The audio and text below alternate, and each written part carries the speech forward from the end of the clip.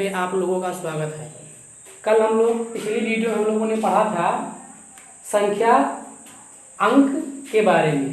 आज हम लोग पढ़ेंगे नेचुरल नंबर, जिसे हम क्या कहते हैं, प्राकृतिक संख्या, नेचुरल नंबर, इसे कहते हैं प्राकृतिक संख्या, प्राकृतिक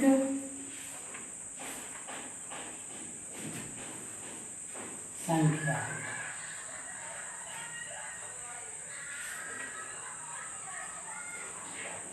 अब प्राकृतिक संख्या यानी अगर हम कहें कि 1, 2, 3, 4 डॉट डॉट, ये सब हमारी क्या है, प्राकृतिक संख्या। यानी जो संख्या 1, 2, 3, 4 डॉट कहाँ तक हो जाए, अनंत तक, वो हमारी क्या कहलाएंगी, प्राकृतिक संख्या। अब प्राकृतिक संख्या के बाद आता है आपका होल नंबर, जिसे हम कहते हैं पूर्ण संख्या, जिसे हम कहते हैं पूर्ण संख्या।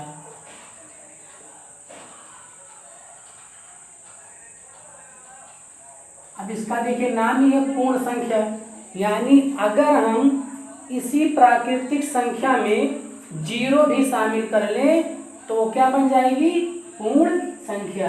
यानी 0, 1, 2, 3, 4 डॉट डॉट, ये हमारी क्या कहलाएंगी, पूर्ण संख्या।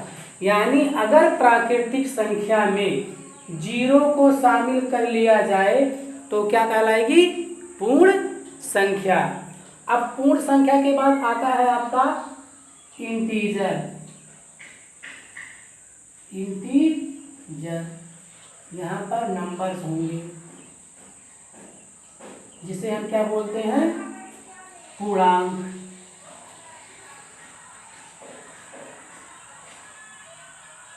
अब देखिए आप लोगों ने पढ़ा होगा संख्या को रेखा पर दर्शाना, तो कोई रेखा होती होगी, ये इस पे हमें संख्या को दर्शाना है। तो हम 0 से स्टार्ट करेंगे और 0 के इधर प्लस चलेंगे, 1, 2, 3, 4 डॉट डॉट चलेंगे अनंत तक, और 0 के इधर हम चलेंगे माइनस, यानी -1, -2, -3, -4 डॉट कहाँ तक, माइनस इनफाइनाइट तक चलेंगे, प्लस इनफाइनाइट तक।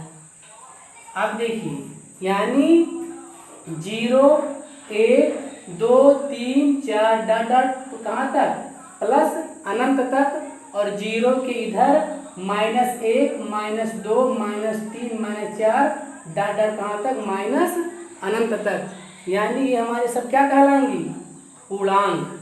अब देखिए यहाँ से लेकर के यहाँ तक, यानी 1 से लेकर के इधर, ये सब हमारे क्या कहलाएंगे, positive integer, positive integer, positive integer, इनको बोलेंगे धनात्मक पूर्णांक, धनात्मक पूर्णांक। और 0 के इधर यानी माइनस से लेकर के इधर, ये हमारे क्या कहलाएंगे, ये कहलाएंगे निगेटिव इंटीजर, निगेटिव इंटीजर।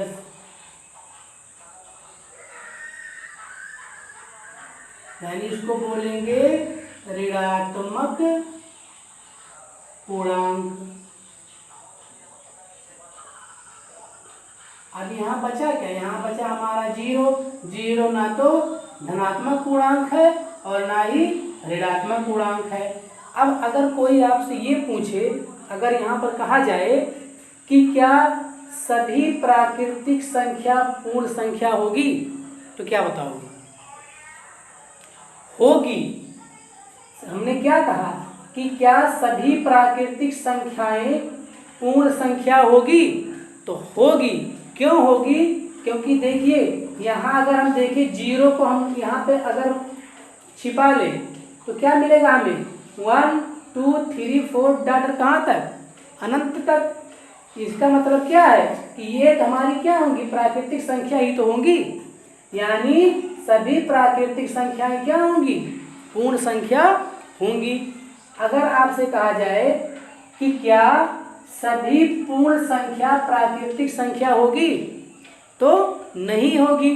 क्यों नहीं होगी, क्योंकि पूर्ण संख्या में क्या शामिल है, जीरो, जबकि प्राकृतिक संख्या में जीरो नहीं है। इसीलिए हम ये कहेंगे कि सभी पूर्ण संख्याएं प्राकृतिक संख्या नहीं होंगी, क्योंकि पूर्ण संख्या में जीरो भी शामिल होता है। अब बात अगर हम यहाँ कहें कि क्या सभी प्राकृतिक संख्याएं पूर्णांक संख्या होंगी, तो होंगी, क्योंकि ये पूर्ण संख्या में, पूर्णांक में क्या शामिल है, 1 2 3 4, यानी हम ये कह सकते हैं कि सभी प्राकृतिक संख्याएं क्या होंगी, पूर्णांक होंगे। अगर अब कहा जाए कि क्या सभी पूर्णांक प्राकृतिक संख्या होंगे, तो नहीं होंगे, क्योंकि प्राकृतिक संख्या हमारी क्या है, 1 2 3 4 डॉट कहाँ तक, अनंत तक। लेकिन पूर्णांक में क्या शामिल है, माइनस भी शामिल है। इसका मतलब हम ये कह सकते हैं कि सभी पूर्णांक प्राकृतिक संख्या नहीं होंगे। अगर ये कहा जाए कि क्या सभी पूर्ण संख्या पूर्णांक होंगी, तो होंगी। क्यों, क्योंकि देखिए पूर्ण संख्या हमारी क्या होती है, 0 1 2 3। अगर प्राकृतिक संख्या में जीरो शामिल कर लिया जाए तो क्या कहलाएंगी, पूर्ण संख्या। तो देखिए ये 0 1 2 3 4 यहाँ भी है, और पूर्णांक में भी क्या है, 0 1 2 3 4। इसका मतलब क्या है कि सभी पूर्ण संख्याएं क्या होंगी, पूर्णांक होंगी। अब अगर कहा जाए क्या सभी पूर्णांक पूर्ण संख्या होंगे, नहीं होंगे। क्यों, क्योंकि पूर्णांक में क्या शामिल है, माइनस भी शामिल है। इसीलिए सभी पूर्णांक पूर्ण संख्या नहीं होंगे।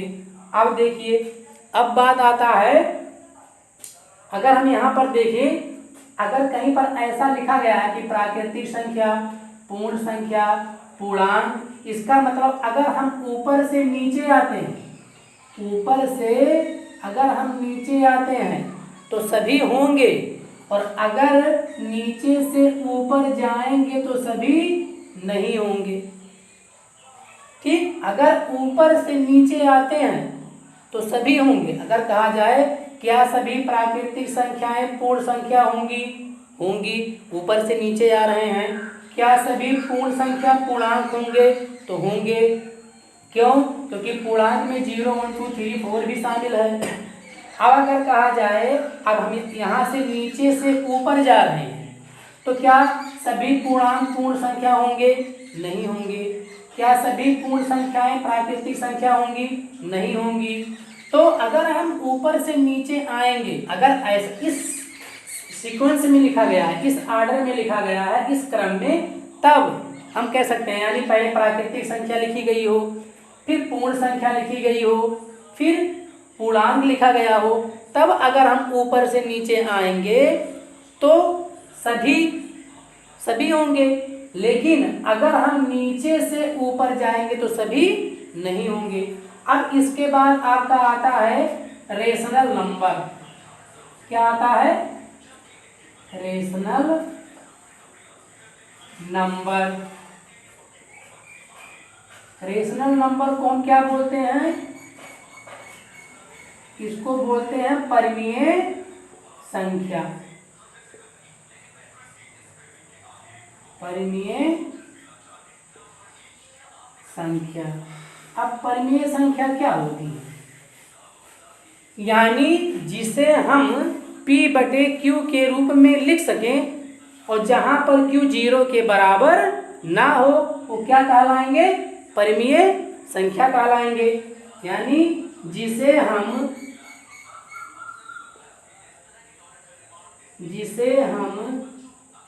P/Q के रूप में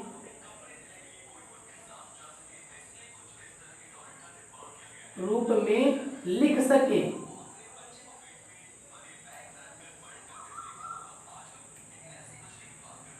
उसे क्या कहते हैं? उसे परिमेय संख्या कहते हैं। जहां पर कंडीशन है, जहां Q किसके बराबर नहीं होना चाहिए? Q जो है 0 के बराबर नहीं होना चाहिए। यानी परिमेय संख्या वो संख्या है जिसे हम अंश और हर के रूप में लिख सके, यानी नॉमिनेटर, न्यूमरेटर और डिनोमिनेटर के रूप में लिख सके। अब देखो, जैसे अगर अब कहा जाए, यहाँ हम प्राकृतिक संख्या ले रहे हैं 1, तो क्या 1 हमारा परिमेय संख्या है या नहीं है? 1 हमारा परिमेय संख्या है। क्यों? अगर इसको हम P/Q के रूप में लिख सकते हैं। कैसे? अगर यहाँ पर कुछ नहीं तो इसका बटे हम 1 लिख सकते हैं। इसी प्रकार से 2 ले लो तो 2 भी हमारा क्या होगा? परिमेय संख्या होगा। क्यों? क्योंकि इसे हम P/Q के रूप में लिख सकेंगे। क्यों? क्योंकि यहाँ पर Q क्या है? 0 के बराबर नहीं, यहाँ पर Q क्या है?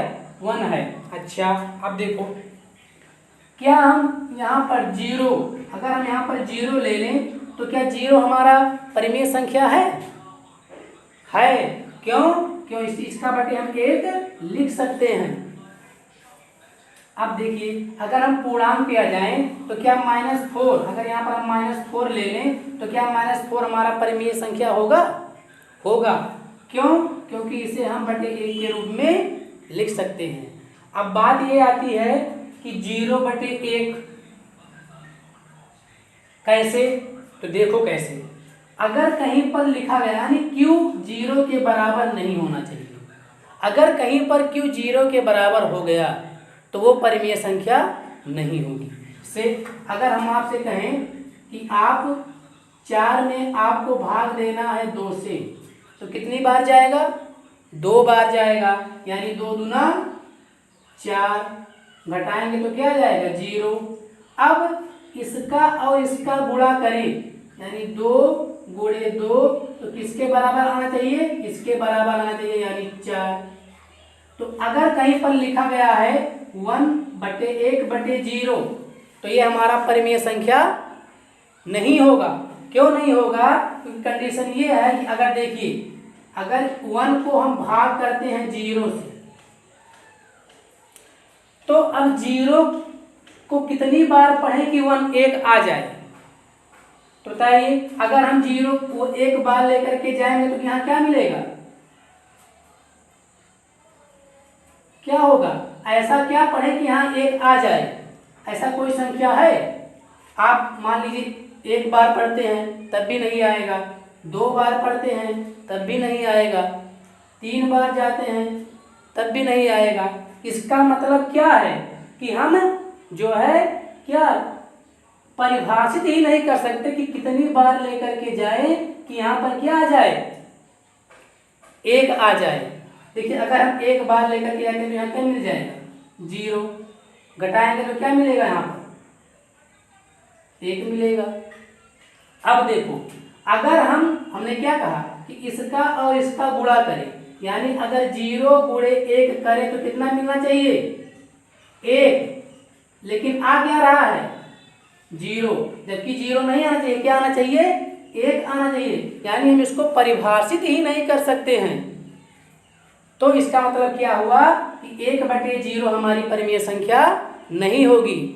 इसका यही मतलब है कि Q 0 के बराबर नहीं होना चाहिए। तो अब अगर कहा जाए आपसे यहाँ पर, आप देखो, अगर कहा जाए कि क्या सभी प्राकृतिक संख्या परिमेय संख्या होंगी? अब हम कह रहे हैं क्या सभी प्राकृतिक संख्या परिमेय संख्या होगी? तो हाँ, होगी। क्यों? क्योंकि प्राकृतिक संख्या को प्राकृतिक संख्याएं क्या हैं? 1, 2, 3 और 4 डॉट डॉट ऐसे अनंत तक हैं। तो क्या हम इसका बटे 1 लिख सकते हैं या नहीं लिख सकते हैं? लिख सकते हैं, यानी सभी प्राकृतिक संख्याएं क्या होंगी, परिमेय संख्या होगी। अब देखो, क्या सभी पूर्ण संख्या परिमेय संख्या होगी? होगी। क्यों? क्योंकि क्या पूर्ण संख्या जो यहाँ लिखी गई है, पूर्ण संख्या, क्या 0 का बटा 1 लिख सकते हैं? लिख सकते हैं। इसका भी बटा 1 लिख सकते हैं, 2 का भी बटा 1 लिख सकते हैं। यानी हम ये कह सकते हैं कि सभी पूर्ण संख्या परिमेय संख्या होगी। अब देखिए, क्या सभी पूर्णांक परिमेय संख्या होंगे? होंगे, क्योंकि देखिए पूर्णांक में क्या है, -4 है, तो क्या -4 को हम लिख नहीं सकते हैं बटे 1? इसका मतलब क्या है, इसे हम p/q के रूप में लिख सकते हैं। यानी यहाँ भी क्या है, अगर हम ऐसे आर्डर में लिखा गया है, इस सीरीज में लिखी गई है कि पहले प्राकृतिक संख्या है, फिर पूर्ण संख्या है, फिर पूर्णांक है, फिर परिमेय संख्या है, तो अगर हम ऊपर से नीचे आएंगे तो सभी होंगे और नीचे से ऊपर जाएंगे तो सभी नहीं होंगे। जो आपके एनसीईआरटी क्लास 9 का एक्सरसाइज 1.1 है, उसमें आपकी इस मदद करेगा। ये वहाँ पूछा जाएगा, संख्या दे देगा कि क्या सभी प्राकृतिक संख्याएं पूर्णांक होंगी या क्या सभी प्राकृतिक संख्याएं परिमेय संख्या होगी। तो जो पहला आपका अभ्यास है 1.1 इसी पे है। तो आप लोग ध्यान दीजिए, जब ऊपर से नीचे आएंगे तो सभी होंगे और नीचे से ऊपर जाएंगे तो सभी नहीं होंगे। धन्यवाद।